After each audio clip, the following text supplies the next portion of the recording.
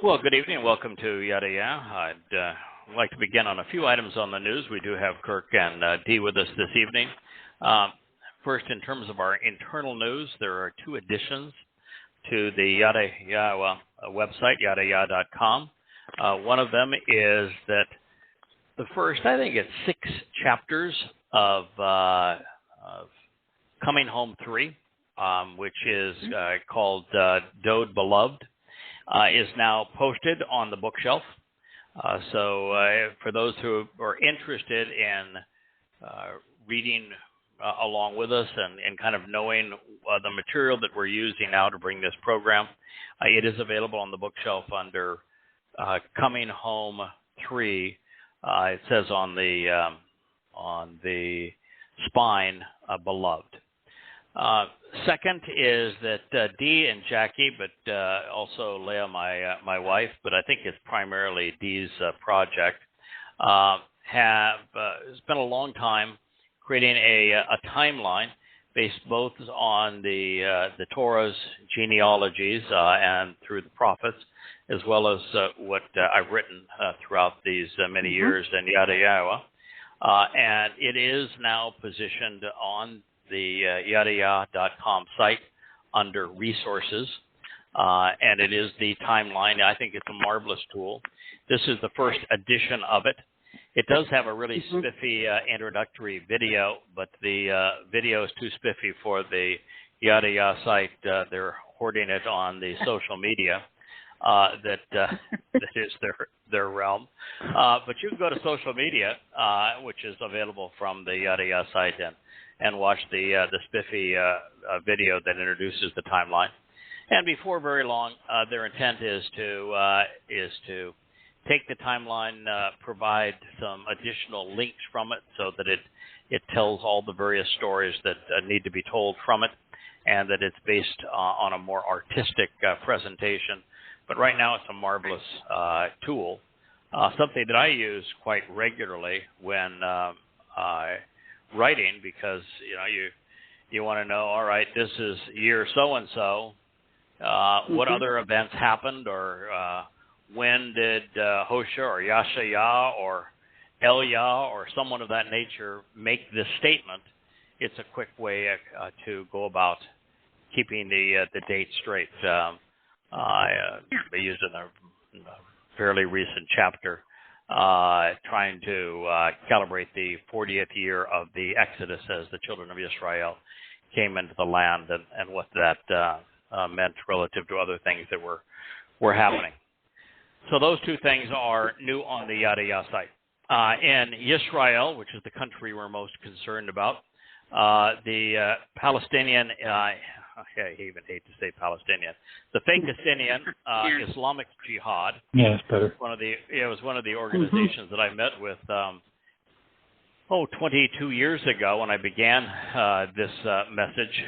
They were the ones who gloated the evening that I had met them, that morning they had murdered 12 Jewish women and children at point-blank range, getting off a bus. Dressed up as army soldiers, and they were so proud of themselves. Well, they shot 800 rockets into Israel. 8 rockets. If the Mexicans shot 8 rockets into El Paso, it'd be front page news in every newspaper in the world. If they shot 80, the United States would go to war against Mexico. If they shot 800, which is what they did on this particular occasion, Mexico might not even exist. And yet the United States declares that Israel must show restraint in its response. This was all because the leader of Islamic Jihad, that was imprisoned for terrorist acts, decided to starve himself to death while in captivity. It is just the bottom line here is that the whole history of Gaza is so utterly painful. It is a community of thugs, always has been, that no one has ever wanted. No one wants even today. And You've got Hamas, who is one of the most not only vicious terrorist organizations, but they would rival Ukraine in terms of government malfeasance, where those in power skim everything off the top as they build their weapons and starve their people. But it is an utter tragedy, and there is no remedy. There is no way to fix this problem. And so it is a tragedy as to what happened in Israel. This time the Iron Dome failed, and rockets hit Israeli civilian areas. It is interesting, and I think I've mentioned this before. The longer Hamas, Hezbollah, the Syrians, the Iranians et al., the Islamic jihadists, use rockets against Israel, Israel loses. Even if a third of the rockets fall in Lebanon or Gaza or the West Bank and don't even make it into Israel, and 2/3 make it in, and 90 some odd percentage of those are shot out of the sky, it is a losing proposition for Israel. It's just, as I had said, when America decided to go to war in Afghanistan, the opening salvo is we sent some $50 million worth of cruise missiles against some Muslims living in tents that scared some camels to death. But they were armed with $100 Kalashnikovs, and we sent $50 million of cruise missiles against them.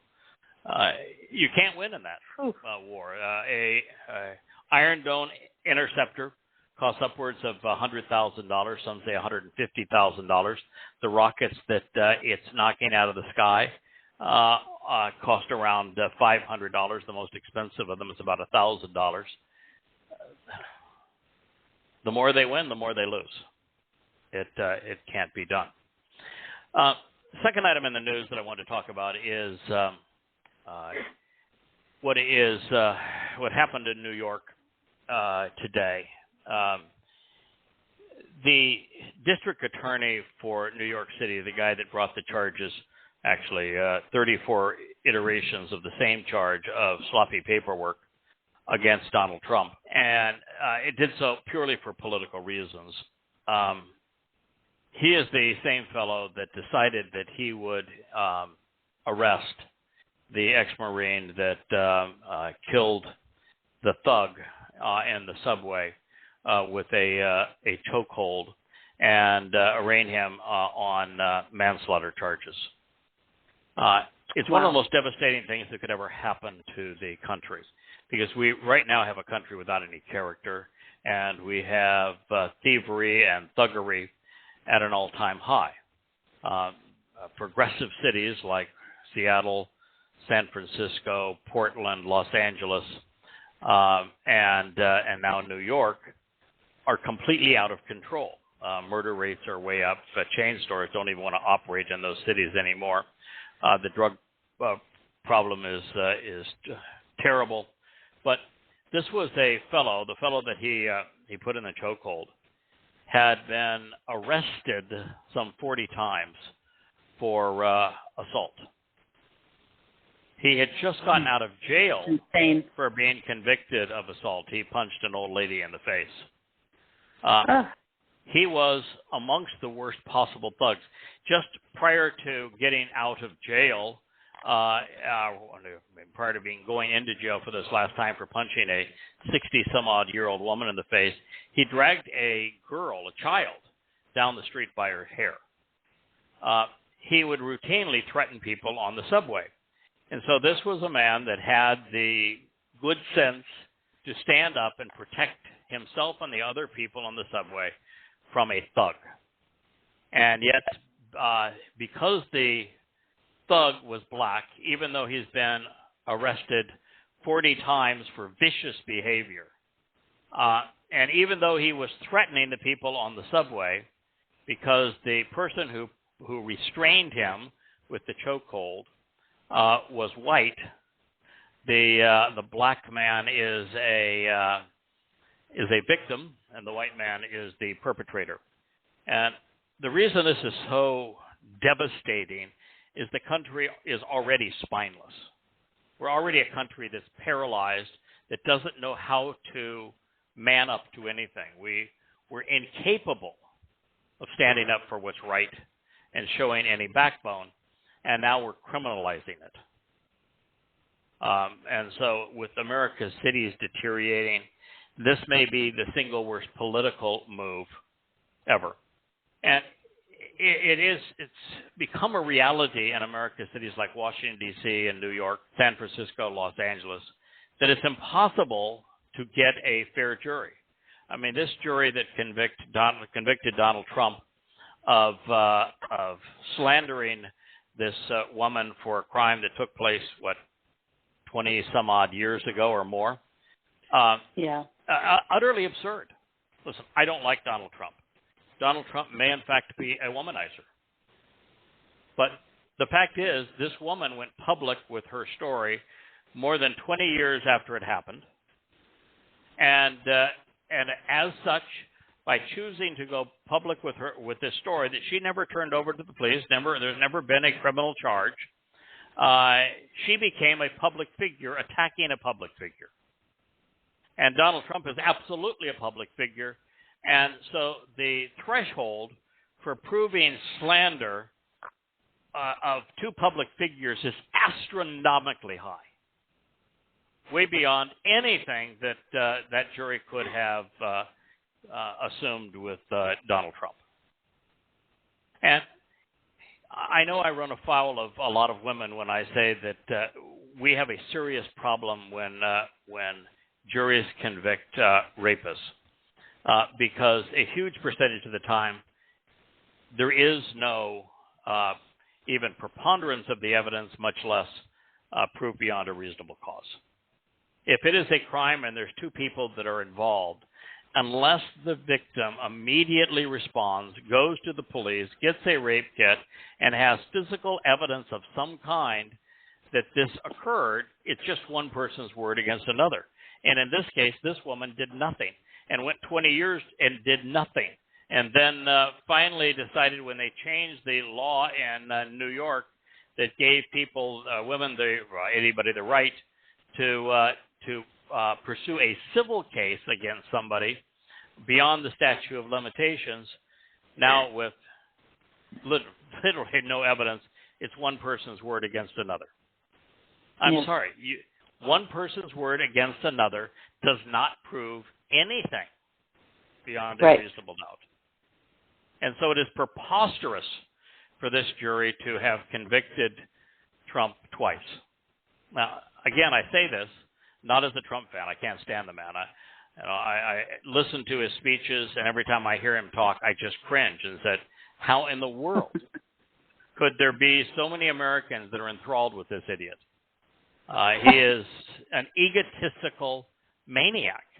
Now, that said, no doubt, he is 10 times better, maybe 100 times better than Joe Biden, who is in the process of destroying this country.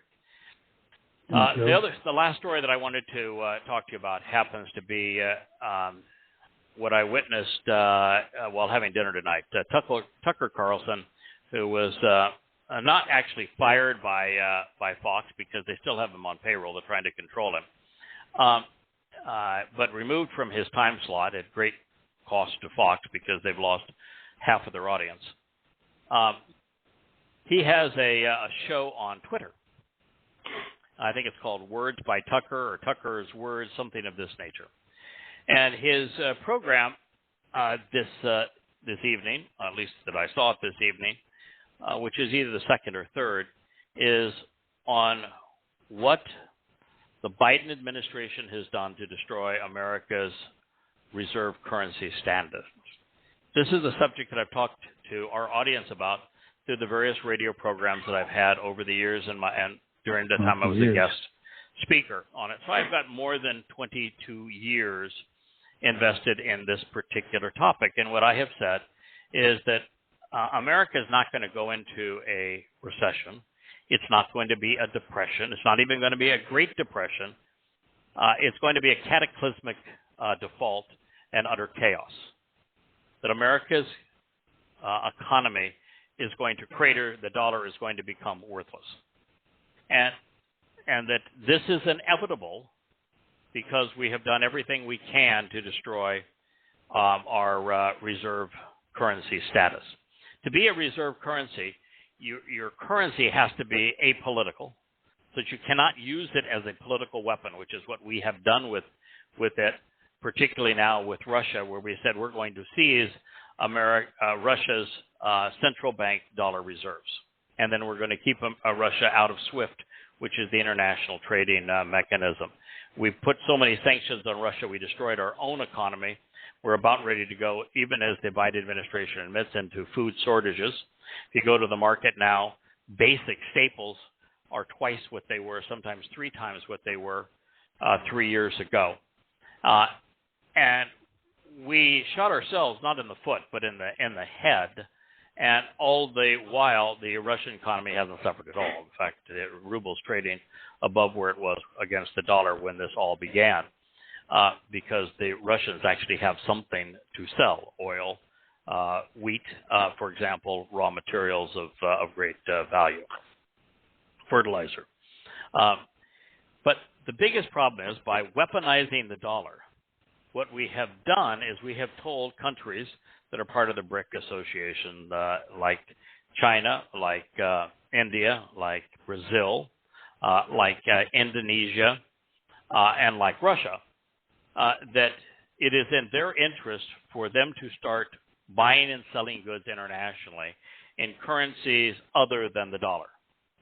So that China buys oil in its own currency. France even buys oil now using the Chinese currency. Russia does trade without using dollars. Brazil, the same thing. India, the same thing. And it is only the use of dollars as the international trade currency that keeps countries such that they have to have large reserves of dollars to conduct trade. But once you start trading in other commodities and in other currencies, they no longer need that.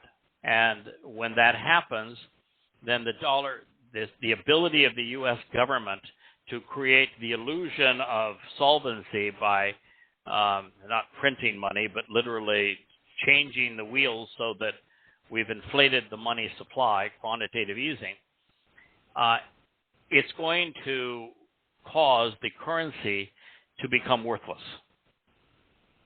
No one will want to trade in it. And when that happens, the economy just craters, because the U.S. currency isn't based upon gold. We have no gold anymore. It's not based upon the good faith of the U.S. government, because it has no credibility. It is a debt instrument that is a religious instrument based solely on faith. And that faith in the dollar is going to crumble. And with it, the U.S. economy is going to crater. And we're going to take down the world with it. And to a large degree, it is because the Biden administration and the Republicans have supported sanctioning and wars on Russia. Matter of fact, we just encouraged Great Britain to send long-range cruise missiles to Ukraine, which, of course, they could use to bomb Moscow. Talk about escalating things beyond reason. This is a war that if Russia is ever to the point where they think that they are going to lose, the whole world loses, because they'll use a nuclear alternative. And there was no way to win in this war. One of the great tragedies of all time and miscalculations. So that's the news that I wanted to cover today, unless you all had something you wanted to add to it.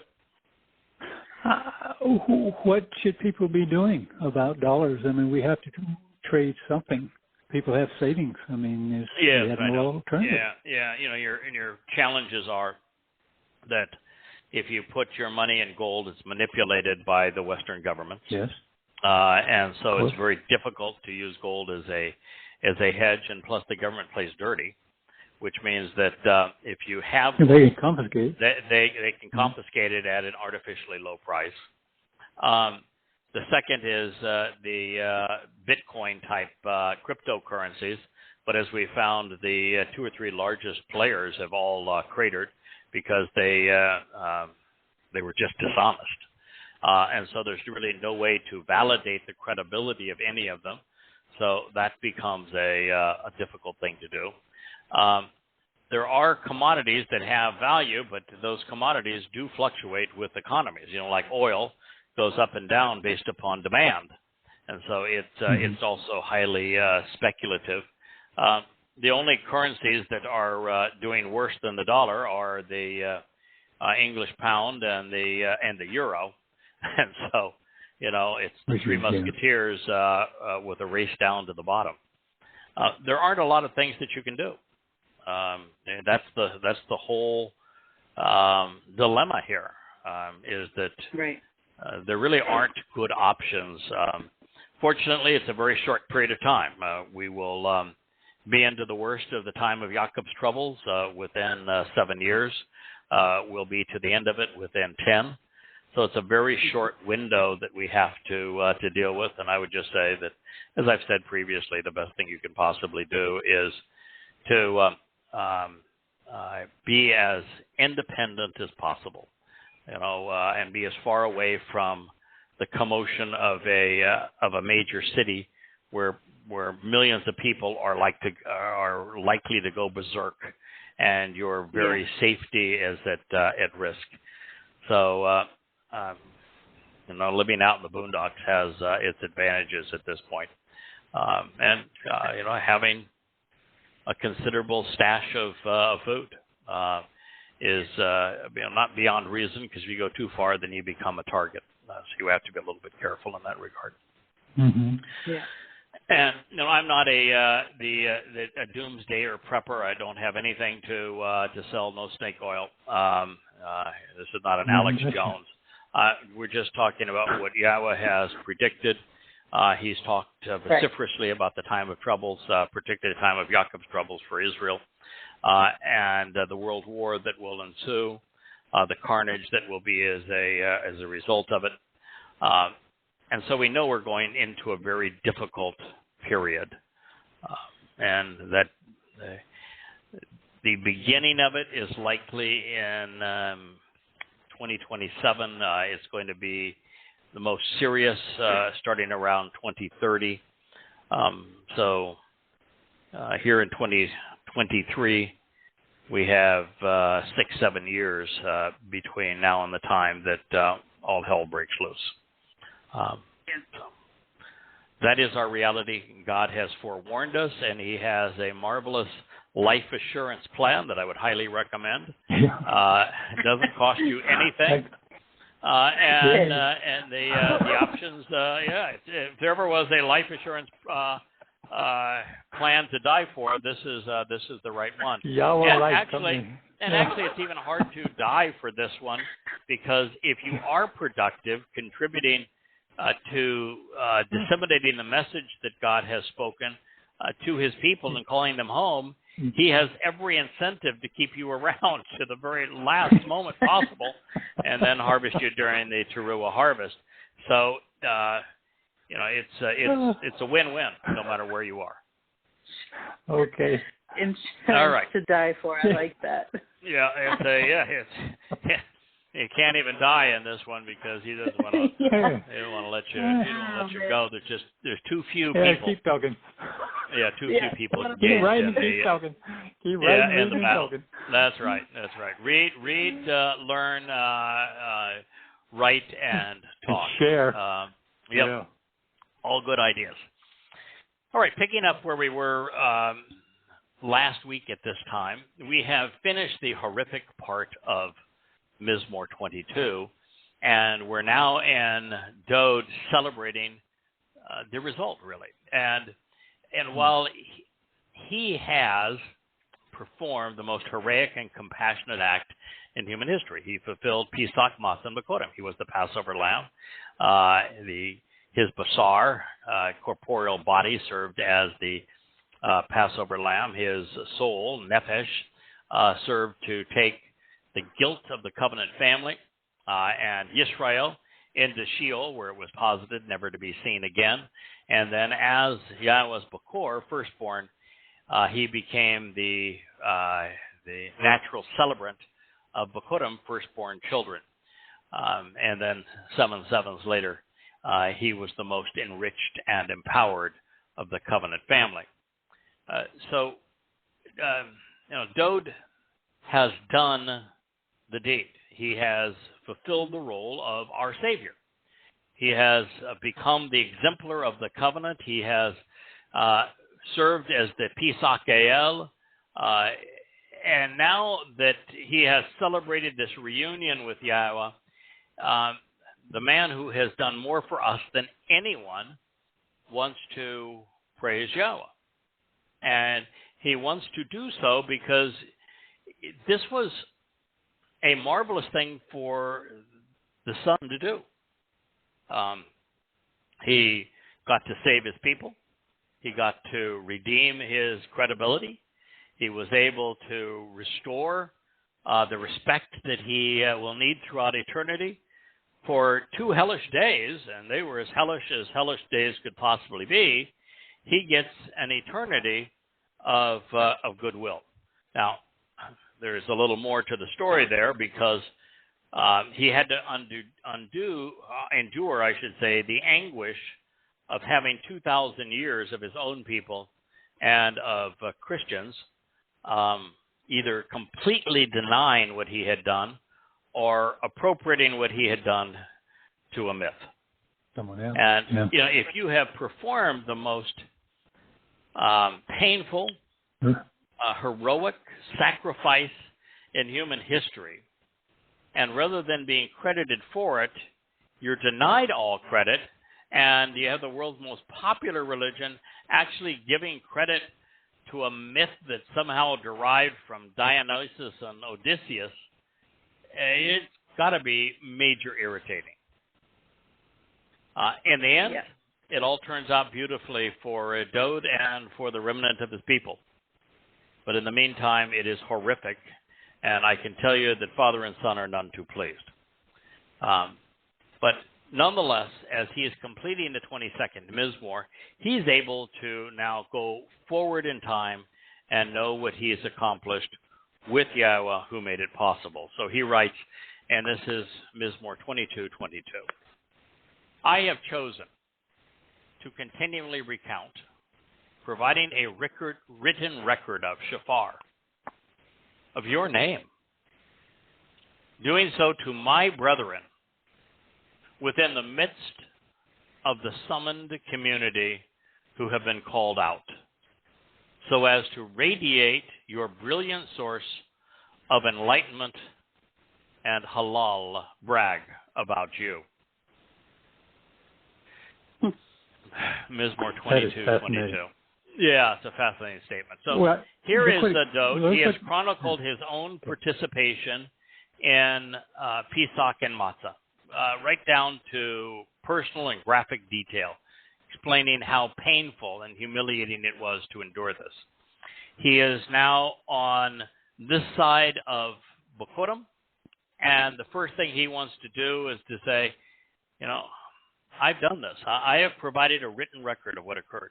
It's amazing that you could have the single most credible event ever executed in human history. Of mankind. Yeah. Yeah. You've got nothing in the history of humankind where you had a detailed presentation of what would occur 1,000 years before it occurred. But you read the first 6 or 7 Mizmowr, you read the 89th Mizmowr, you read Mizmowrs 20 through 30, and you read Yah, Zechariah, Yirmiah, they all tell the same story. And the story is that Dowd, Yahowah's Masiach and Ben, son, his Zeroah, the sacrificial lamb, is going to serve as the Pesach Lamb, and he's going to fulfill each of the 7 Moed Mikra, including Matzah.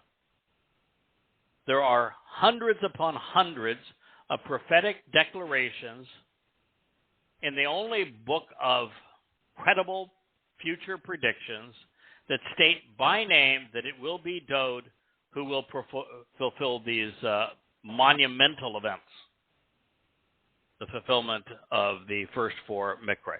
And then he will return to fulfill the final 2. There is no event in all of human history that gets as much prophetic attention as this. And so it's the single most credible act ever performed. And it is performed at the crossroads of civilization. In Jerusalem, Israel, right in front of not only God's people, Israel, Yahowah, but in front of the noses of the most powerful empire that humanity may have ever known. And despite all of that, from the time that he wrote these prophecies, with the exception of the other prophets, Zechariah, Jeremiah, and Yahshua, for example, not one single person over 3,000 years actually proclaimed that he had done this and explained why. Why he wanted to do it, why Yahweh allowed him to do it, and how each one of these prophecies told the same story. Not one person. And worse than that, the world's most popular religion, based upon a man who admitted he was demon-possessed, all of Dowd's accolades, all of his titles, and what he had done, and he created a fictional character, Jesus Christ, by projecting everything of Dowd onto this fictional character, claiming every prophecy that mentions Dowd as the fulfillment, and says, no, it was my fictional misnomer, Jesus Christ. And the world bought it. Hook, line, and sinker. And then to make matters worse, Jews who didn't even have rabbis at the time, the first actually proclaimed rabbi was Paul, the first person in recorded history to use the title rabbi. He used it of himself. He says he was the best of them. The term rabbi only began to emerge thereafter. And the most famous of them, the one that is the father of Judaism, Rabbi Akiva, he is known for his false Messiah, Bar Kokhba. And he foisted his false Messiah, Bar Kokhba, on the world to counter the claims that Paul and Peter et al. Had made of the mythical Jesus Christ. The only reason they did it. And in doing so, they not only denied that Dowd had fulfilled Pesach Lamb B'Kodem, they created a false Messiah who led people away from God and led them away from their land, caused the destruction of Judea, the renaming of Judea, the diaspora, and the abuse that they would suffer under the Roman Catholics, leading to the Holocaust. But there was no rabbinic Judaism and no rabbis prior to this occurrence. So Paul didn't just create the lie that is Christianity by misappropriating everything of Dowd and creating this fictional character, Jesus Christ. But because of what he did, Rabbi Akiva came up with a false Messiah to respond to this growing religion that began in Israel with Paul. And as a result, not only would Roman Catholics and Gentiles come to despise Jews, torture and harass Jews, rob them, dehumanize them for better part of 20 centuries, both Jews and Goyim would lose their souls over it. He would preclude everyone from knowing God and engaging in a relationship with him, knowing their Savior. Right. So this is a really big deal. And Dowd is finally saying, listen, I have recorded this story. I have told you what is going to happen. And if you read through the first 30 Mizmowr, they all tell the same story. Every one of them. 22 is just in your face. graphic. He says, I've done it, and I've also told you that I was able to do it because I knew and proclaimed Yahweh's name. Now, Dowd is acknowledged as the Mashiach. He is acknowledged as the Son of God. He is acknowledged as the Chosen One. He is acknowledged as the Firstborn. He is acknowledged as the Zeroah, strong arm and sacrificial lamb. He is the shepherd. He is the king. He is the King of Kings. And he is on record saying, I provided that testimony to in writing and proclaimed your name. Yeah. And I want to ask you, how many times will you find Yahweh's name written out in the Babylonian and Jerusalem Talmud and in the Zohar and the rest of the books that comprise Judaism? None. Zero. Zero, zero, zero. How many times do you find Yahweh's name in the Christian New Testament? Zero. Zero. So here's a guy that Yahweh said is right and gave every accolade that there is. The one person that Yahweh said, this is my preferred individual. There's no one I care about more than this man. And he proclaimed and spoke, wrote Yahweh's name, and all the people that want to claim power and authority with God never use it. Who do you think's right? Obviously. Yahweh. So I have chosen to continually recount providing written testimony while always proclaiming your name to my brethren within the midst of the summoned community who have been called out, so as to radiate your brilliant source of enlightenment and brag about you. I have said numerous times that Dowd is the principal star, the role player, if you will, the main participant in all 7 Moed Mikra. It's not just Pesach, where he is the famed Passover Lamb.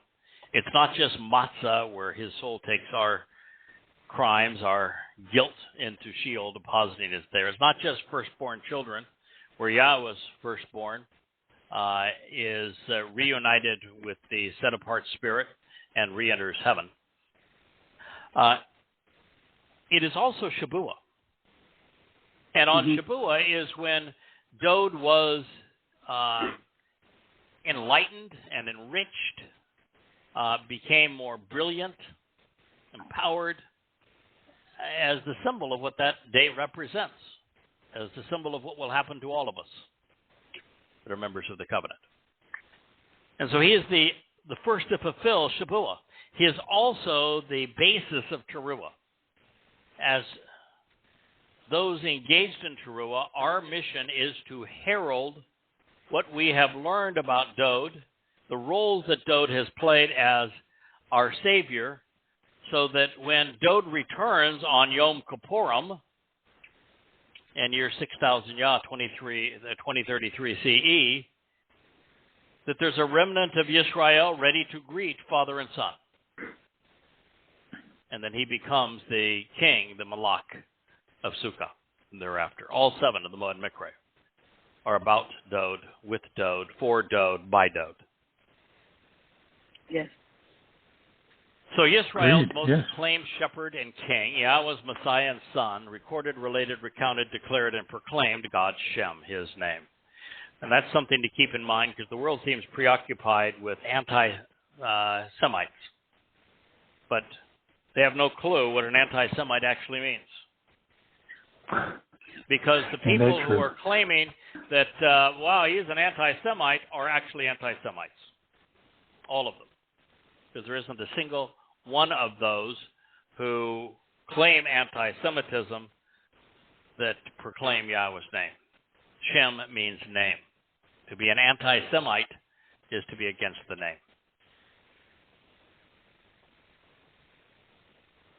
It's too bad that Dowd's brethren, Jews, failed to follow his example.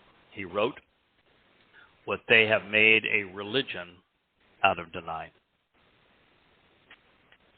It isn't just interesting, it is religion-shattering that Dowd never departs from his first-person account of Pesach and matzah leaving to Bakodim.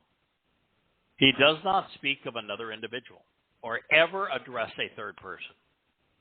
It is the most graphic, personal, and passionate presentation of the fulfillment of Pesach, matzah, and Bakodim.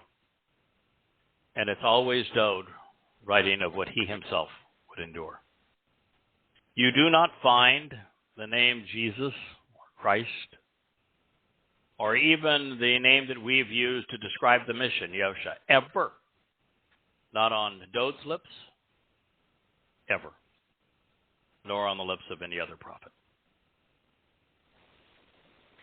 Since Yahowah inspired every Navi, since they are all keen on conveying Dowd's name, I think it's mentioned in the Torah, prophets, and Psalms just shy of 1,100 times, and that none mention Yahowah in a prophetic reference.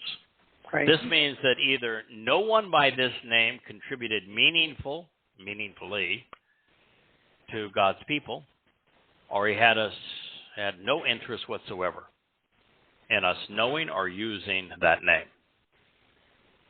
And this makes the misnomer Jesus Christ completely irrelevant from God's perspective.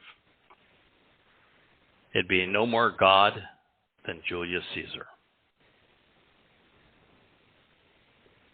Curiously, I was prompted to consider why this would be so, especially since the world is preoccupied with a corruption of a name that Yahowah never once mentions. You know, these guys carry around their Bibles, and their Bibles, 80+% of it is the Torah, prophets, and Psalms, and written originally in Hebrew, and it nullifies everything that they believe.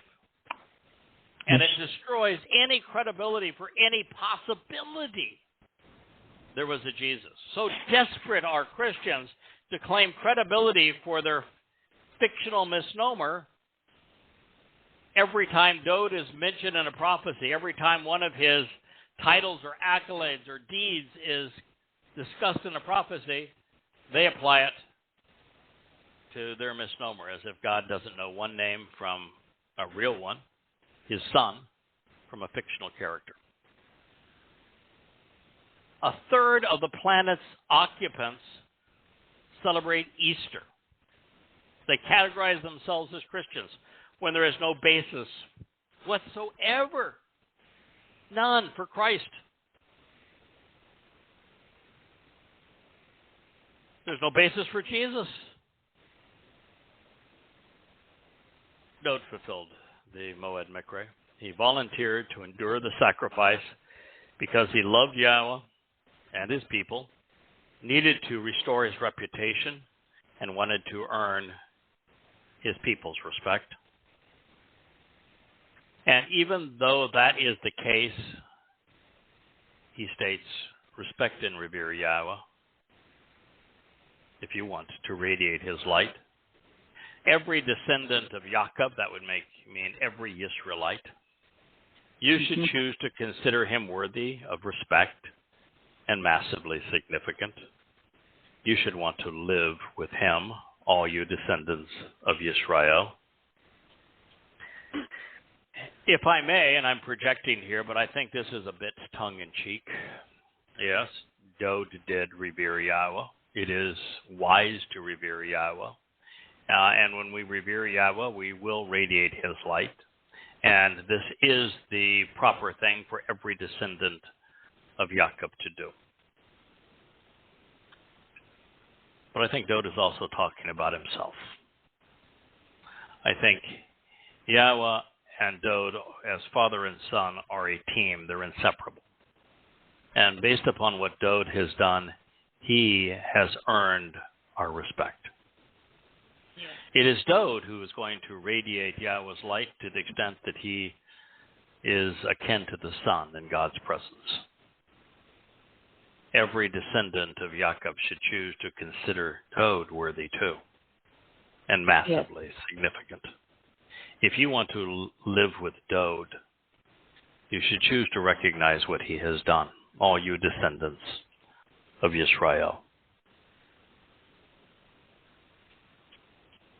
Now, Dowd ought to know. He did so when he wrote these songs. He lived with his Father in heaven, and then when demonstrating that he had fulfilled Bokurim and Pesach and Matzah, he shared the conclusion with us, the benefit with us. More importantly, Dowd knows a great deal about respect. I don't think there's anyone who earned more respect with Yahowah than did Dowd. And as a result, Moshe's a good contender. Pardon? Moshe's a good contender, but not even close. No, there's not. I mean, the closest person to Dowd in terms of earning the respect of Yahowah would be Moshe. Yep. You know, and Moshe is a spectacular human being. You know, probably the man of greater character than anyone we will ever know. He was as perfect a man as there ever was on this planet. And absolute harmony with the God's agenda. But, you know, Moshe wasn't there for the first 80 years of his life. In fact, Dowd's life would be over before Moshe's even began with God. Yeah. And well, Moshe did. It's hard to relate to him too. Pardon? Yeah. Yeah. I think it's hard to relate to Moshe because he's just a fine, just upstanding guy. But yeah, but you know, and the difference is that Yahowah chose Dowd. He had no choice with Moshe. That's Moshe, true. no, it's true. Yeah. Moshe was the only person on the planet with whom Yahowah could work to achieve what he needed to do for the children of Israel and delivering the Torah and conducting the Exodus. He was the only person who was qualified to do it. So he got Moshe because he was it. Dowd was out shepherding sheep in Bethlehem. He chose Dowd. Dowd had the personality. He had the aptitudes that Yahowah loved most of all.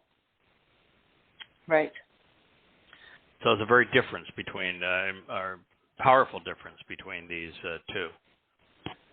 So Dowd's motivation for doing what he did was largely reflected in this past statement. He wanted to earn the respect of his people. He knew that Moshe was as close to perfect as a man could possibly be, and yet the children of Israel spat on him, attacked him, walked all over him, condemned him. Yeah. And so, you know, Dowd's got to be looking at this. He's an expert in the Torah and said, wait a minute. I mean, you know, Moshe was essentially perfect, and they turned on him. And that was just over 40 years. How in the world am I going to lead these people into eternity, particularly with my checkered past? He needed this. Yeah. Yahowah knew that he needed this. He did it to reclaim respect, and his people spat in his face worse than they did even Moshe. There are two approaches to leadership, and Kirk, I think you have enjoyed talking about this.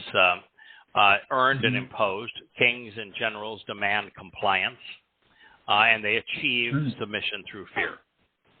Questioning their edicts and orders comes at a very high price. Rejecting them is a deadly proposition. With them, their authority to rule is imposed through fear. Machiavelli wrote eloquently about this. Dowd had been a shepherd. He knew the importance of earning the respect of his flock. He had tangled with lions and bears, risking his life to protect them. And as a shepherd king, the Messiah was primarily devoted to protecting his people and defending their home. He had earned their admiration in this regard when he slew the foremost warrior of the day, who would have subjugated Yisrael had he prevailed. But unfortunately, he would squander it the way he responded to Shaul. And over his life, he earned it back, and then he would give it away again. As Yisrael's greatest offender, the Towrah, protective ram and sacrificial lamb, knew that he would be able to endure whatever the Romans could throw at him. As the Goliath of their day brought to bear against him, it mattered not. He was the hero. He had courage. He had backbone.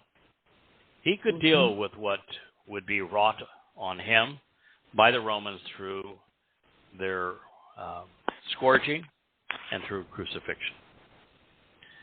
This time he would use his body and his soul, body primarily on Pesach, his soul for matzah, and the ruach would be the sling where his body was the stone. In so doing, he would earn his people's respect, or that's what he intended. He would lead them as a shepherd again. He would change things to the point that they knew that they could trust him. One more battle, just 2 days of conflict, and it would pay eternal dividends. It was a brilliant decision. It was heroic. It was compassionate. But knowing the full extent of the excruciating torture 1,000 years in advance, while recognizing it would be 2,000 years beyond that until anyone credited him for making these sacrifices for his people, and still be willing to carry out this commitment, requires a level of courage and character exemplified by a single solitary soul in all of human history. So if you ever wonder why Yahowah says, this is my guy, I chose him, he is my firstborn, he is my son, I am his father, now you know. Bingo. Yeah. Yep. Dowd was not just willing, he wanted to do it. He sang about it. One stone would all he would need to fell the giant threatening his people. Although when his people denied Pesach's fulfillment and his foes turned the lamb into a god, it had to sting far worse than the Roman whips. As before, defending Yisrael by defeating those seeking to subjugate the people would be easier than subduing the more intrusive foe devouring the nation at its core. Religion, specifically Judaism. To resolve it, Dowd's soul would accept our guilt. He would carry it with him into hell. And he would endure the mikra of matzah and Sheol to remove the fungus of yeast, the fungus of religion from our souls. After redeeming his people, Yahowah liberated Dowd's nefesh, saving him in an act that further enhanced his son's respect for his father. His father promised that if you do this, I will retrieve you, and we will speak vociferously of what you have done. In fact, that's why he's singing about it here. It would be a beautiful picture with Dowd now bathed in his father's light. He would be the firstborn of Bokorim as a result of what he and his father had accomplished on Pesach and Matzah. Knowing that many would follow, Dowd then encourages us to respect Yahowah as he had done. And if we do, we can expect the same result. Dowd is describing the gift of the set-apart spirit and her garment of light. He has the ability to empower us, or she, I should say, has the ability to empower us. She has the capacity to teach us while rendering us perfect in Yahweh's eyes. She came upon Dowd when he was 8 years old, which means that from Yahweh's perspective, Dowd was perfect. She immerses us in her brilliant light. Where there is light, there is no darkness. It obliterates it. What's particularly revealing in this regard is Halal. It means to radiate light. It doesn't mean to reflect it. For this to occur, we must have the light source within us.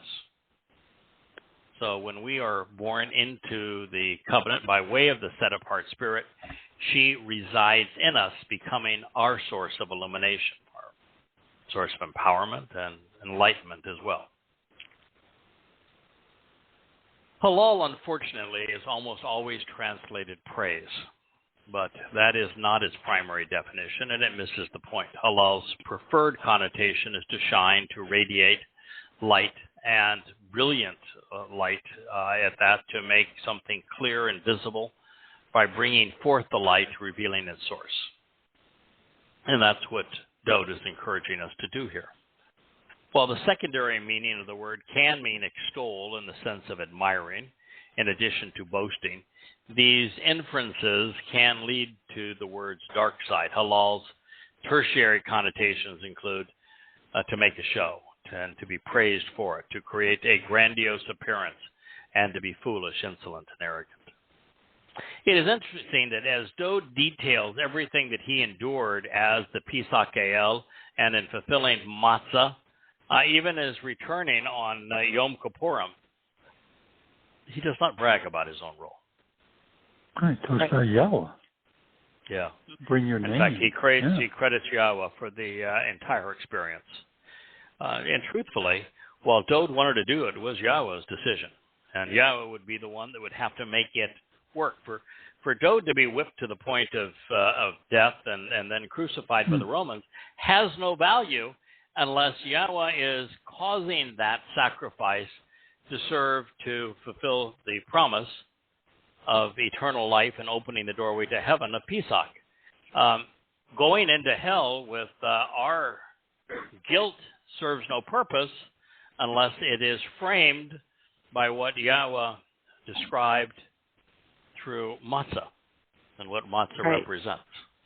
So all of this only works in conjunction with Yahweh's Torah. Yep.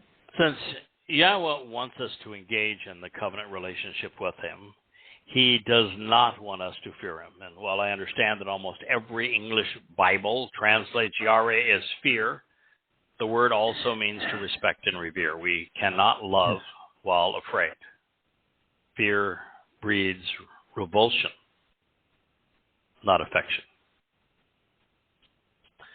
Moving on to the second of three statements, the operative term here is kabod. It's the first word of the 7 instructions as well. It was used to describe the nature of an ideal relationship between children and their father and mother. In this case, capital F and capital M, our spiritual mother and heavenly father. With that is why it is set within the context of Jacob, the forefather of the children of Israel and thus of the covenant family. Equally important, Dowd is still speaking of Yahweh when he uses kabod. It does help us understand the statement about honoring our father and mother as it was written on the second of the 2 tablets. Yeah. The textual consonants which comprise kabod give rise to an important series of derivatives. Collectively, they convey weightiness, massiveness, significance, worth, value, abundance, glory, and greatness. In context, therefore, we see Yahweh as significant. He promises to view us the same way if we value him. If we respect Yahweh's massive energy and power, if we value him, we will share, and he's going to share it all with us. Respect him, and we inherit his abundance. Acknowledge his greatness, and he will bring us into his presence and clothe us in his glory. But if you trifle with him and you see him as insignificant, you'll become so insignificant that your soul will be as if it never existed. Disrespect his massiveness, and, well, your soul will be reduced to nothingness. Kabod defines the nature of the choice pertaining to a relationship with God and its consequence. Disregarding Yahweh's intent, the JPS, the Jewish Publication Society, Tanakh, tells us that we should dread him, with him being Terrible. the Messiah. The King James Version, in its usual rut, reverts back to fear him. But the word underlying this message is gur, and it speaks primarily of abiding, dwelling, and remaining, residing as welcome guests who gather together, living in harmony as part of one's sojourn through life. It's a very positive term. In modern parlance, gur would describe an enduring staycation, if you will, which would be an ideal situation for those residing in Jerusalem. No kidding. Yeah. The truth is hard to miss because Yisrael, individuals who engage and endure with God, is in many ways analogous with gur, have been invited to live in Yahweh's home. The secret to our success is then contained in these words, and this is now Mizmowr Psalm 22:24. Indeed, he has not relinquished his regard for or thought less of, nor has he rejected the responsive one who is afflicted and oppressed. Now, Dowd's soul and his body, Bashar and Nephesh, were definitely afflicted and oppressed for us. And in that condition, you would say, well, you know, you aren't the pretty boy anymore. You're not looking much like a king there. This would be somebody you would naturally want to disown. Somebody that was sentenced to hell. I guess that's about as bad a felon as you could possibly be. And Dowd said, no. It's God actually thought more of me, not less of me, for having done so. But the other thing is that he's talking about previously being immersed and radiating God's light, being immersed in God's light, radiating his light. Well, Dowd did some pretty cruddy things in his life because he was bathed in the light of the set-apart spirit. His soul was. God never relinquished his regard for him. He never rejected him. He never viewed him as anything other than his perfect son. Oh. And so I think Dowd, to a large degree, is really talking about him serving as the example of the one who is radiating Yahweh's light. He is inviting us to be like him throughout these statements. Yeah, that's a really good thing.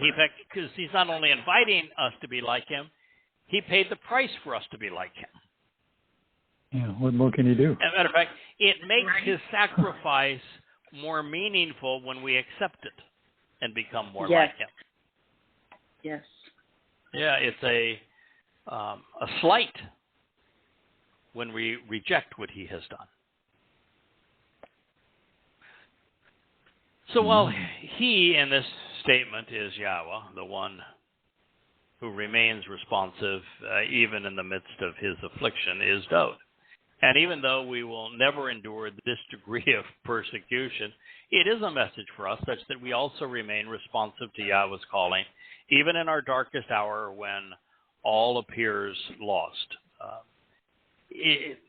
No matter what we are going through, we have the opportunity to shine Yahweh's light on the path home.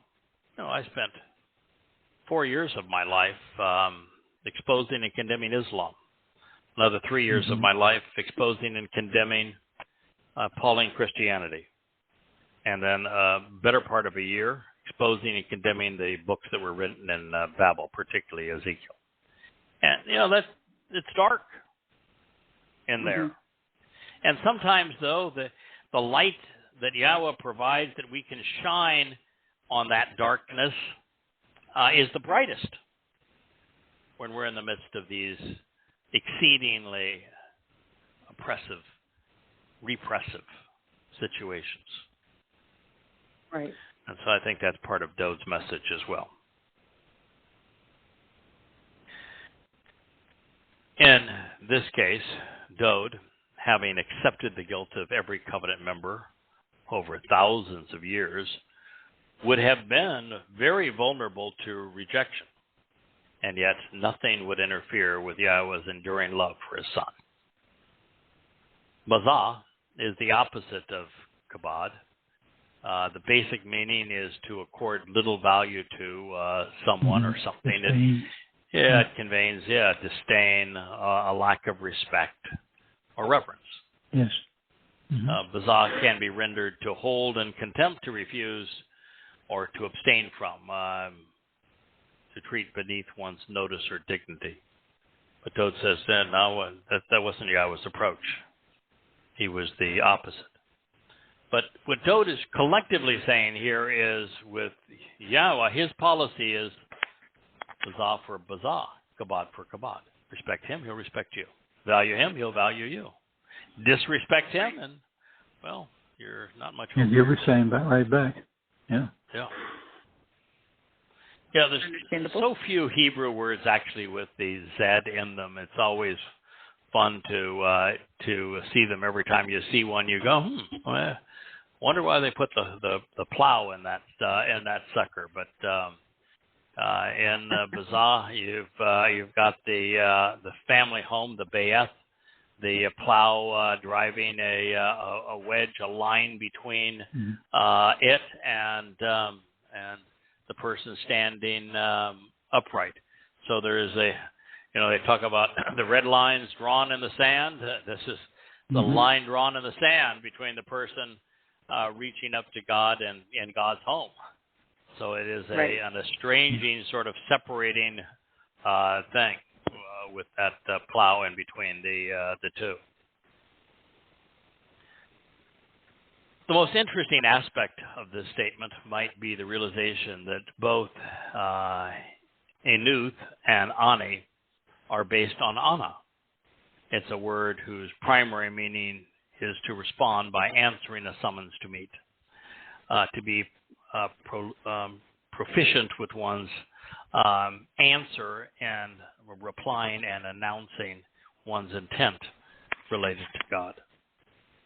Yahowah's 7 mikre, 3 of which Dowd is seen responding to in this psalm alone, are invitations to be called out and welcomed into God's presence. And in them, Yahowah specifically says he is awaiting our ana, our response. Are we going to RSVB? Yes, sir. So this is particularly intriguing. Go ahead. No. We both agree. We're going to ana. Yeah. We're going to we're going to RSVP. Yes, appropriately. Yeah, when you have the creator of the universe who, working with his son,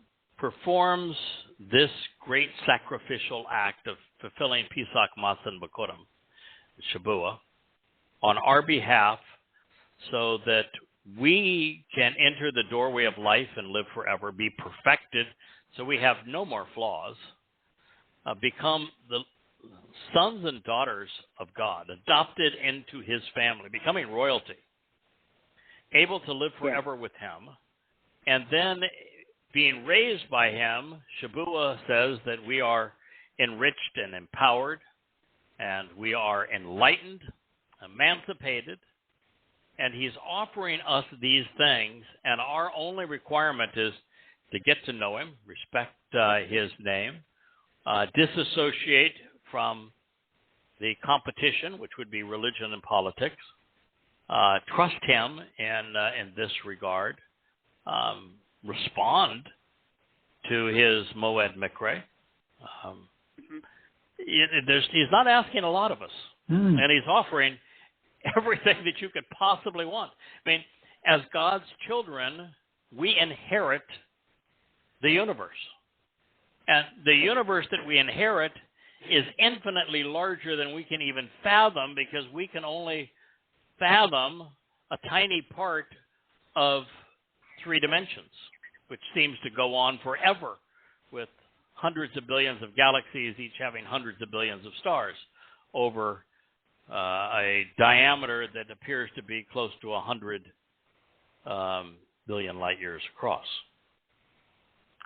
And that's only, 4%, 5% of the 6 dimensions of the universe? Because beyond that, there's an attractive force and a separating force of dark energy and dark matter. And then on top of all of that, and that's a lot, because now you've got, and also being infinite in time, which is a dimension we'll be able to maneuver in. But on top of all that, there's the 7th dimension, the spiritual realm of Shamayim, and we're afforded the opportunity to live there as well. I mean, can you imagine walking up to the creator of the universe and approaching him as if he were your father, Dad? A loving father. An approachable father. Who's absolutely mad in love with you and wants to do everything he can to make your life richer and more meaningful. And you're given this opportunity? You'd be an idiot to pass it up. The greatest deal ever offered. Ever. Yeah. So that is what we're given the opportunity to respond to. I would second that motion and say that's Anon is my new favorite word. Yes, sir. Yeah. And Anon is woven through all of the Mikra. Anon is one of those interesting words that it has, like so many Hebrew words, has the dark and the light side. And the positive side of Anon means to answer, to respond, to reply. And it's used in conjunction with Yahweh's mikre from the verb kara, which means to invite. So if you're going to respond to an invitation, pretty straightforward. God is throwing 7 parties a year, and he's inviting us to attend. The natural thing for us to do is to RSVP, to attend the party. The dark side of is what Dowd endured. So that we can respond and attend the party, Dowd's Bashar body and his Nefesh soul were sacrificed, if you will, on Pesach and Matzah. And so you have this choice that is being set up where, by recognizing that Dowd allowed his body and soul to be abused and humiliated, we're able to respond to God's invitation to spend eternity as part of his family. Right. Those who would deny what Dowd has done, those who would offer Dowd's accolades and respect and titles to a myth, will find that they will be afflicted, and for them there will be no relief.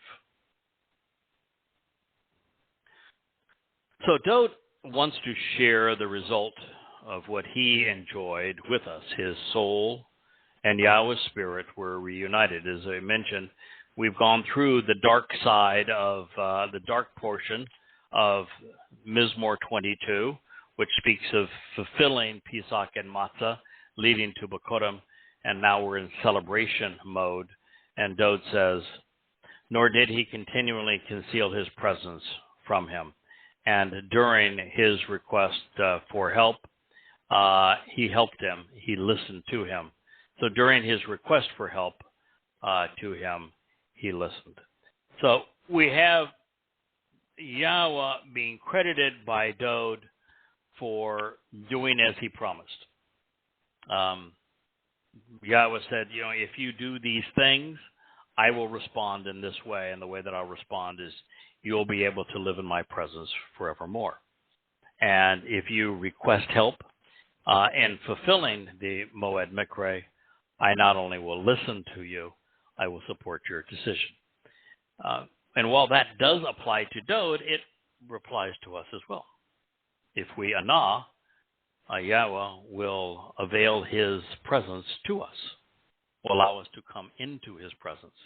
If we seek his help through the 7 moed, he will listen and respond. So Dowd's oratory reveals that Yahweh was well aware of what would be occurring to his son's soul, and it is evident that father and son had discussed how this would all transpire. And that has to be an amazing conversation. Yeah. You know, Dowd, an expert in the Torah. For sure. And knowing his life better than anyone, knowing his people better than anyone other than Yahweh, probably being more objective in Israel than even Yahweh was, said, you know, I know this needs to be fulfilled. The ideal person to fulfill it is myself. I am your firstborn, and therefore I'm the ideal person to perform firstborn children, Bakurim. So I'm the ideal person to do this. That we both know.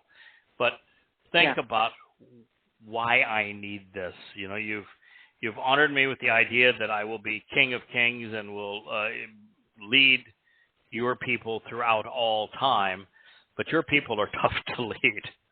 And I've done a lot to diminish my reputation. So if you'll let me do this, it all plays out so beautifully. I can stand tall. Your people, my people, will respect what I have done. I will have earned the right to lead them, and we can do all of this as father and son and model the very covenant that we're enabling. And we also get to model the fact that, you and I both know you don't like doing anything alone. I'll do this with you. And then Yahweh having to tell him, do you know what this means? When this occurs, it is not going to be a merciful death for the Passover Lamb. Most powerful human empire, the most ruthless, is going to torture your body. Yeah. Do you understand that? Yeah. You understand that your soul is going to go into Sheol, hell, and that you're going to take the guilt of every covenant member, past and present and future, with you. You know what that means, what those 2 days are going to be like. You know that you're going to have to look forward to doing this for the next 1,000 years. And you know that once you've done it, your people will deny it.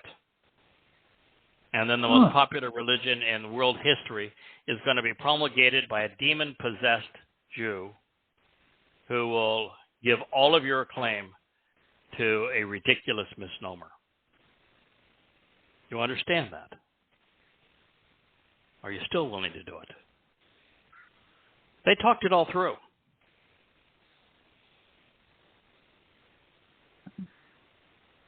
Makes sense. And that for me is just it's humbling to know that. I don't know how I could either side of that equation, how you could do this without breaking down and crying. Yeah. And I don't know what it would be like to see God cry. But I think Dowd probably got that experience. And as a result of having been through all of this together, having decided to do this together, clearly father and son were interested in praising one another. They were proud of one another. They were impressed of what each other had accomplished. And in so doing, they reveal what fulfilling Chag Matzah, Pesach Matzah and Bakurim, accomplished, while helping us better understand why Yahweh prefers to work through special people like Dowd rather than alone. Right. For God to have done this alone would have been absolutely horrific for him. To be able to do this with his son, commiserate with his son, celebrate with his son, plan it with his son, achieve it with his son, was the crowning moment of his existence. Imagine having your son do something this marvelous. Yeah.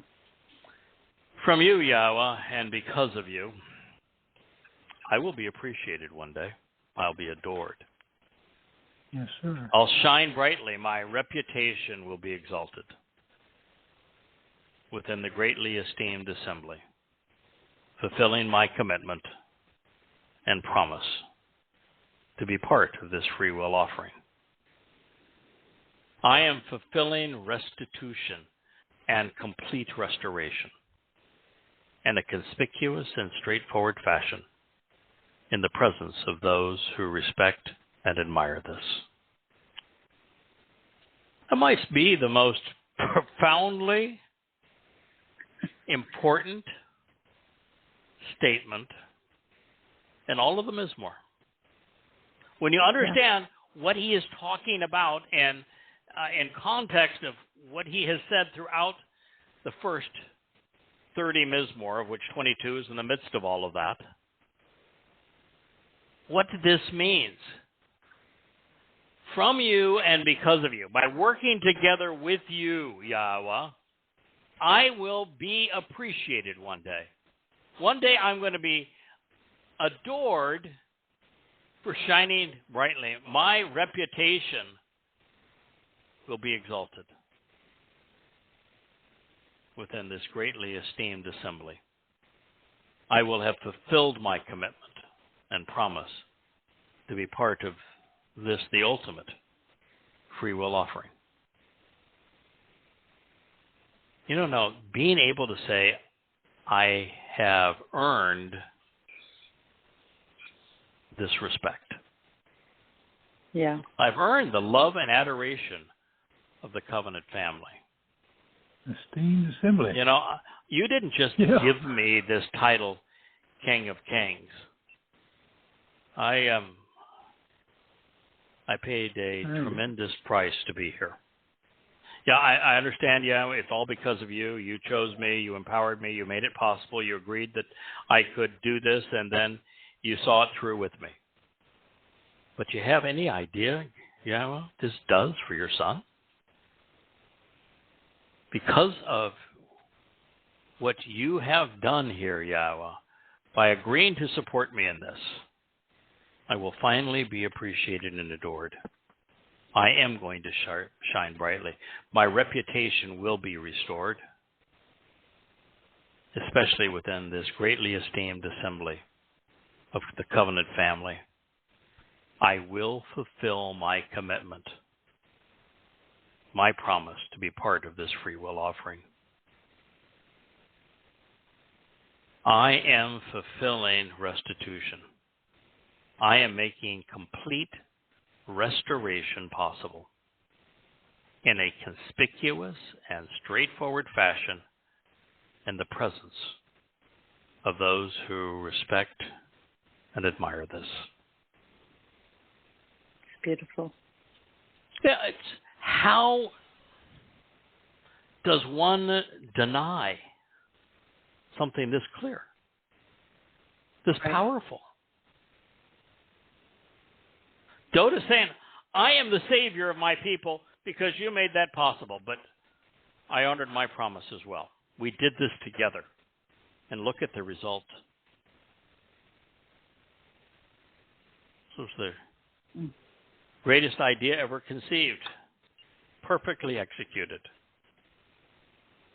And everybody wins.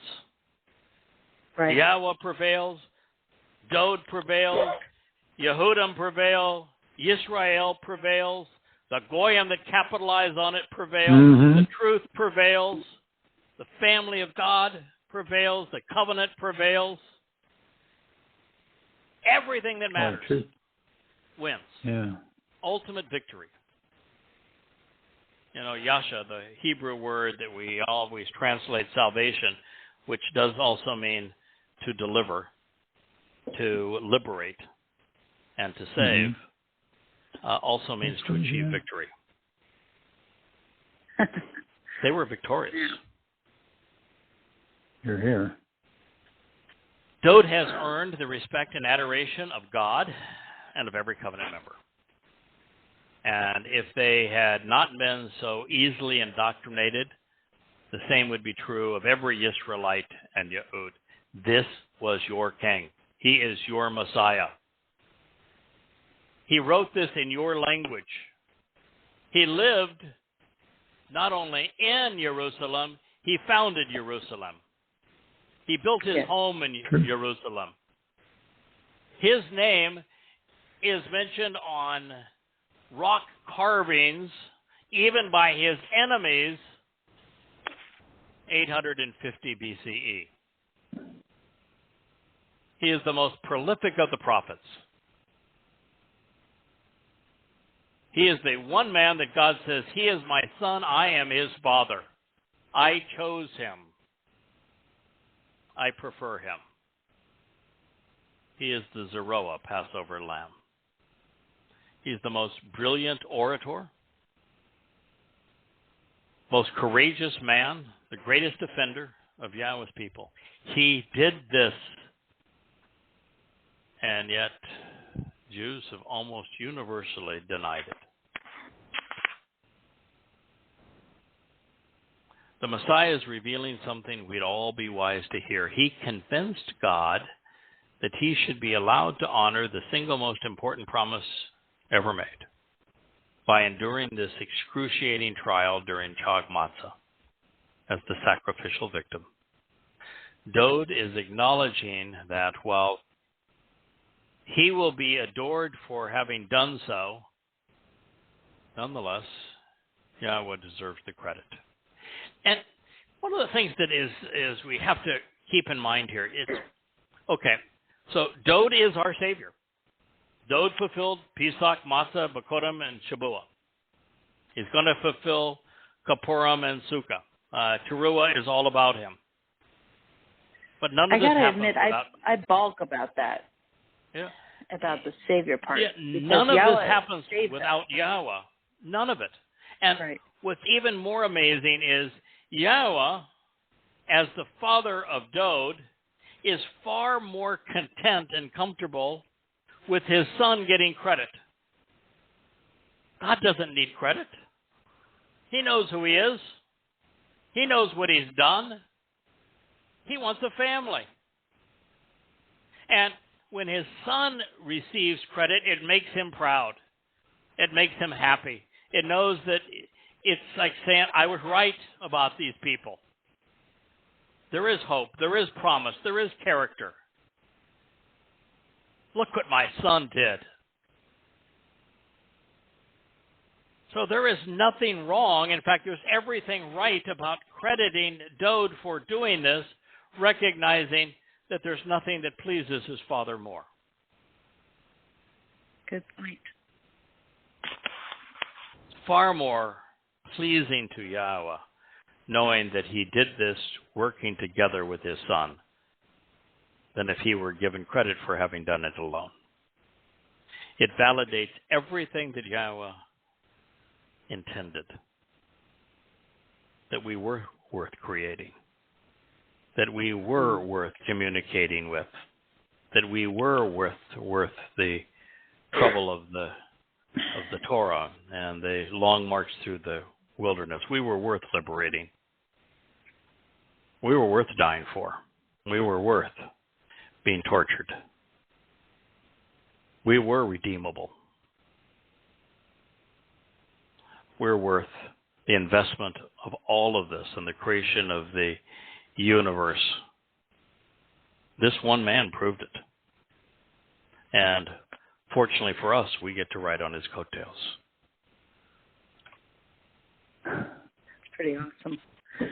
So moving. Also true. Without God, Dowd does not even exist. Yes. Without Dowd, True. God is still God. Yes. But beyond the obvious, had Yahweh been an absentee landlord, disengaging after creating the place and the players, Dowd would not be worth knowing or remembering. Without Yahweh choosing, anointing, and inspiring him, he remains a shepherd his great potential squandered in Bethlehem. Goes far deeper. Without Yahowah conceiving, articulating, and enabling the Bereth and Mikre in the Torah and then demonstrating their effectiveness in the lives of his people, Dowd's sacrifice would have been meaningless because it would not have benefited anyone. Right. Dowd was motivated by what he knew Yahowah had done and would accomplish through Pesach, Matzah, and Bikurim on behalf of the Bereth covenant. And he recognized that his father was capable of orchestrating the entire affair to justify reconciling his relationship with his people. Yahowah made it possible for Dowd to be great. And Dowd understood the opportunity that God had presented to him. He accepted the conditions. And fact is, although it has been a very painful process up to this point, he will benefit magnificently and be rewarded for it. As will we. And now, because of what father and son have accomplished by working together, the same opportunity, same conditions and benefits are available to everyone else. Indeed, from you and because of you, there is an appreciation for what I have accomplished. My renown and reputation will be adored, providing me the opportunity to serve while shining brightly within the greatly exalted assembly, fulfilling my commitment and promise to be part of this free will offering.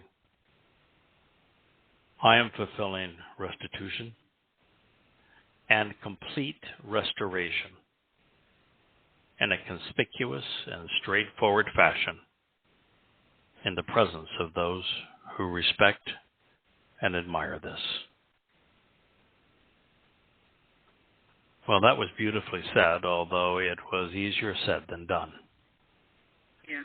Making the expression particularly cathartic. Dowd lived his life in awe of Yah, always appreciative of everything that God had done for him. Over the past 3 days, they had been partners, working for the benefit of the covenant family. And yet, here it is, the whole of it, from Pesach to Bikurim, laid out in all of its excruciating detail. The Messiah must have wanted to turn away, to walk away, to somehow deny what his eyes had seen, knowing what he had decided and volunteered to endure. And then to think that God facilitated it all to save his people, the very people who would disrespect his beloved son. Of course, that wasn't the worst of it, because it was humankind's response that became the most painful. It'd be 2,000 years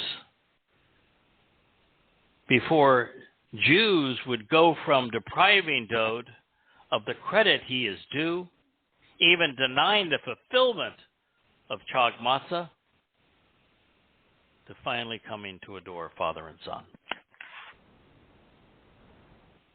Equally horrible, the world's most popular religion would rob the Messiah and the Son of God of his adoration and respect by creating an avatar and turning him into a replacement God who hates Israel.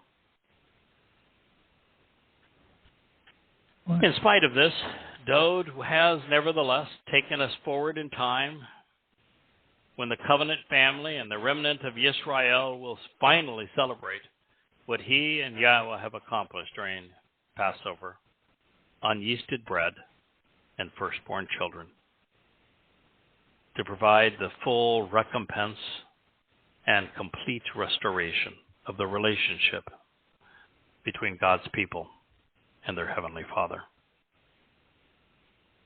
truly working together as father and son, they did these things in a conspicuous and straightforward fashion. Each on the right day, each in the right way, each in the right order, and they did so publicly at the crossroads of the world. And while those who revere the Father respect what his Son accomplished, I'm curious as to why the object of our respect and the concluding phrase is him, rather than ata, you, if referring to Yahowah.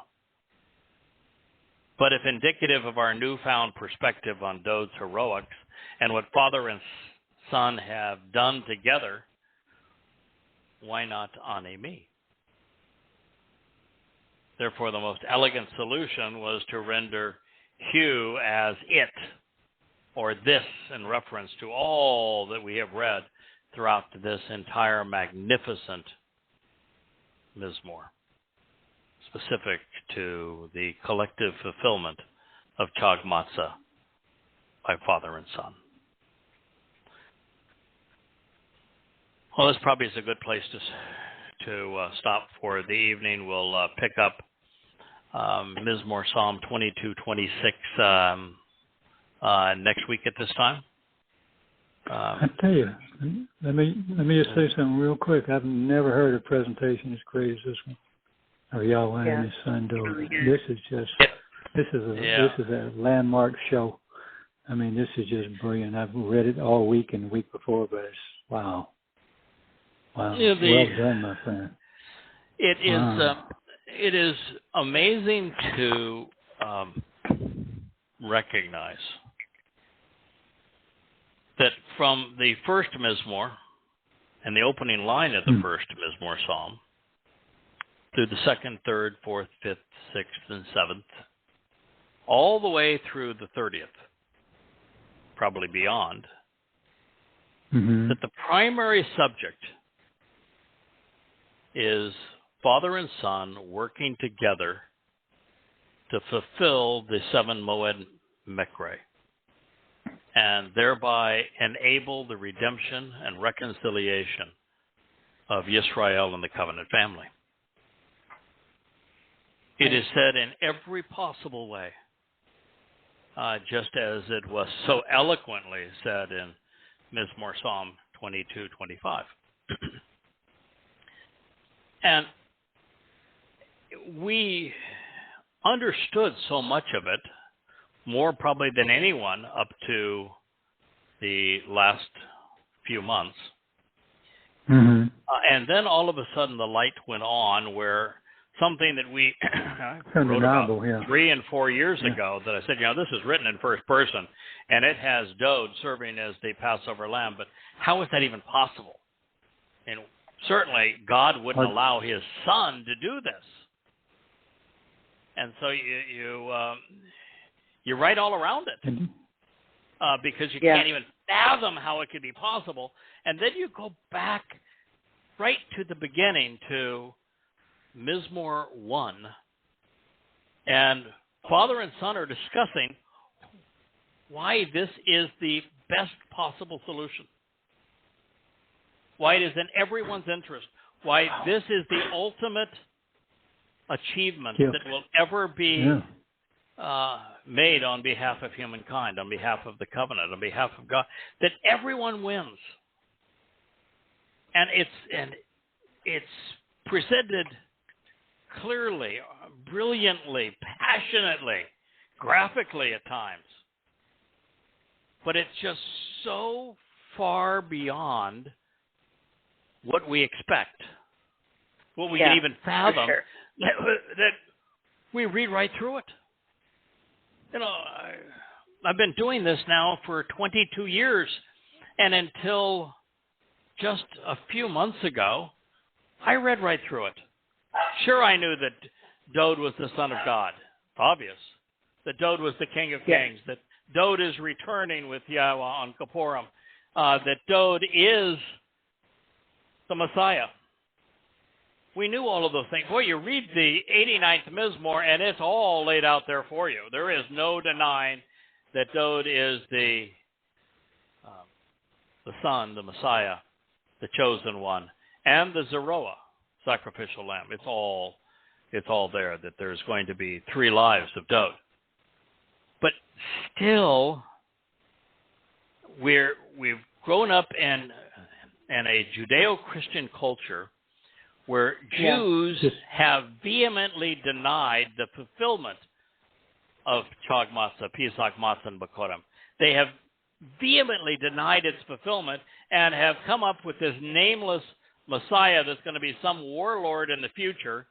And so from the Judeo perspective, it's unfathomable that Dowd could have fulfilled what they deny has occurred. And then, because Western society is so shaped by the mythology of Christianity, it's hard to get out of our mind that there was no Jesus Christ. That the whole thing is a myth. And that the entire Christian New Testament is a farce. Not parts of it, all of it. Right. That's hard. I mean, I would say beyond any doubt that I've gone further in discrediting the Christian New Testament than anyone alive. Maybe ever. Oh, no question. Sure. Certainly anybody Never. living today. And yet, the idea that there was no even Yahusha, that the whole thing is a misnomer to rob Dowd of his titles, accolades, and achievements in his respect. That's a lot of smoke and mirrors to get around. A lot of mirrors to break, a lot of smoke to clear between the Judeo-Christian misappropriations of this testimony. Now, maybe I'm making excuses for myself, but it took me 22 years to figure this out. And yet, I've never seen anything so clearly and conspicuously conveyed. Right. And yet, here we are. It is the most wonderful part of the most amazing story ever told. And it takes the covenant to the next level. It takes God's desire to work with us and through us and to be with us to the next level. It takes God's love to the next level. It makes all of eternity make sense with Dowd being the firstborn and the leader, our king and Messiah. The first of the sons and daughters of God. Now it all makes sense. But this thing. I mean, I started rewriting after 2.5 years of rewriting everything but Coming Home. I just finished Coming Home. My wife said, Coming Home is so much better focus, so much more accurate in terms of who Dowd is as the Son of God and the Messiah, and so much more focused on Yisrael and Yahudah, which is the intended mission and calling God's people home, that, you need to go back and rewrite everything else because it just doesn't match up. It's not nearly as good. And so the only thing I didn't rewrite was Coming Home. I began and rewrote everything else and then added 4, 5, 6, 7, 8, I don't know how many books to the total. And we finally got to the end, and I said, okay, I get now to choose where I re-engage and go into new material. And of all things, I decided of all things I'm going to go and rewrite what is in Daniel to try to figure out heads or tails, and I'm thrown for a loop and find out that the first 6 chapters of Daniel are farce, and that even the chapters that contain viable prophecy are introduced with a pack of lies. And now Yeah. you're trying to understand, how is this possible? And who are these characters? And why is there such profound truth in the midst of all of this corruption? And then we go into Ezekiel. And it's like reading Satan's autobiography. It's the most horrific text I've ever read. It's far worse than the Quran, far worse than Paul's letters. It's the worst thing I've ever read. Mm-hmm. And we suffered through that for months on months, and finally got to the end and said, all right, now we can go to town. Are we going to jump back into my buddy Yada Yah, Isaiah, and talk about the last days? That'd be a wonderful thing to do. Are we going to write another story, another book on the Torah? That would be exciting. Do we go back and cover all of the end times prophecies, particularly Zechariah and Malachi? And I remember talking to my wife and then to Jackie and said, I know what we've got to do. There's a third volume of Coming Home. And we ended with I think it was the 23rd Mizmowr. Well, there are 100 of them, more than 100 of them. And so let's go back to the Mizmowr. Let's write a volume 3 of Coming Home. And so I got 3 chapters into it, finally writing the kinds of things that would be so exciting again, moving into new material, speaking of our beloved King and Messiah, the Son of God, Dowd. And we don't get 2 chapters into it before we realize we need to go back and rewrite everything. Yeah, Houston, we got a problem. Dowd is the Passover Lamb. And here's why. And I did not see that coming. Each of the 7 mikra, and here's why. And that means we need to go back and prove our translations of everything and rewrite the commentary on everything that has to do with anything about the mikra, anything in the Mizmowr, anything about Dowd, anything about the fulfillment of the Moed.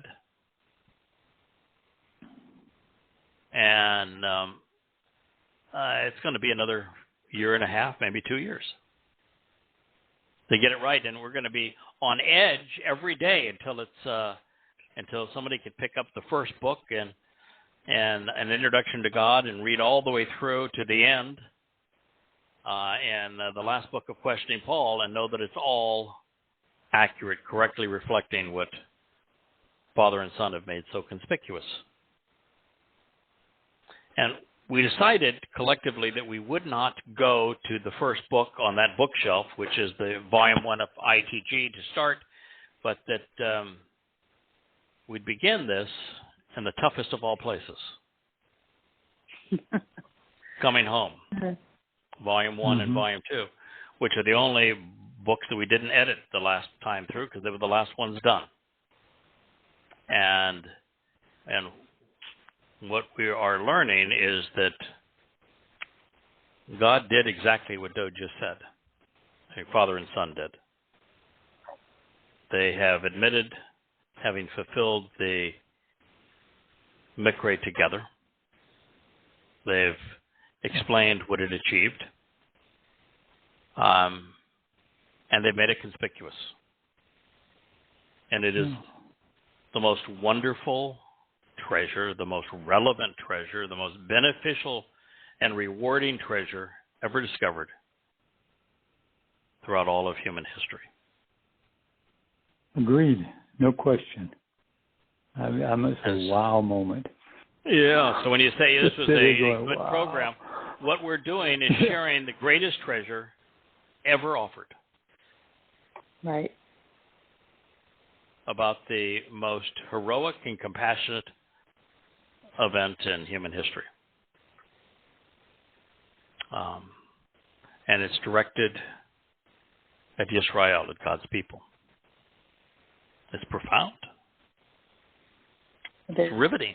Yeah, it's relevant. Yeah, all the above. So this is what we're talking about. We'll rejoin this time next week.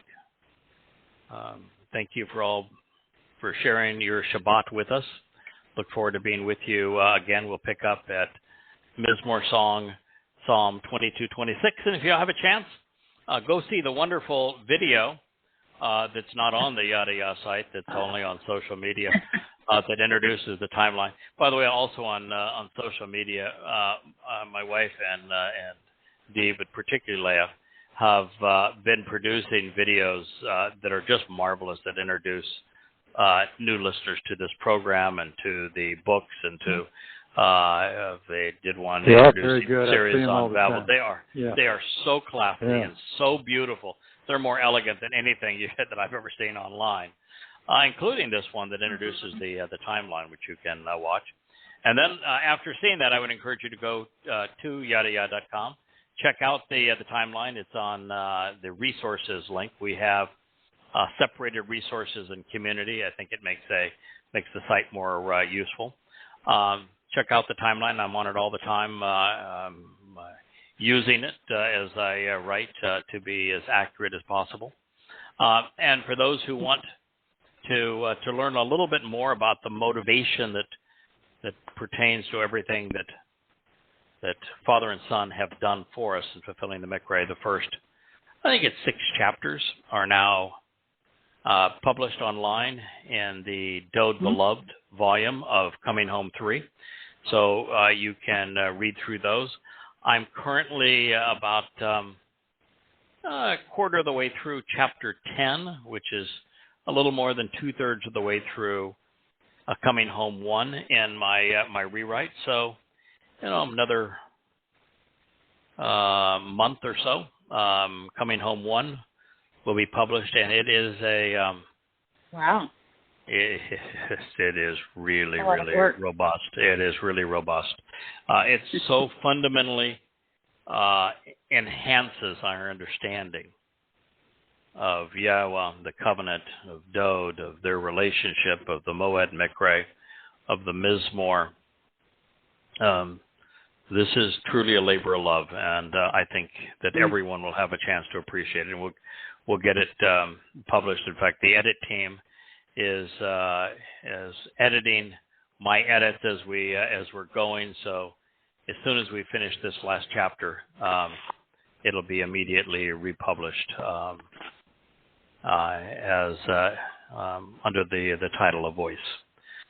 So again, thank you very much. Look forward to being with you this time next week. This is the greatest treasure that God has ever offered his people, and it is brought to us by Father and Son. May Yah bless, and may Dowd reign as our king, greatly respected forevermore. Yes. Absolutely. Shalom. Thank you. Shabbat shalom, y'all. Good night. Good night. Shabbat shalom.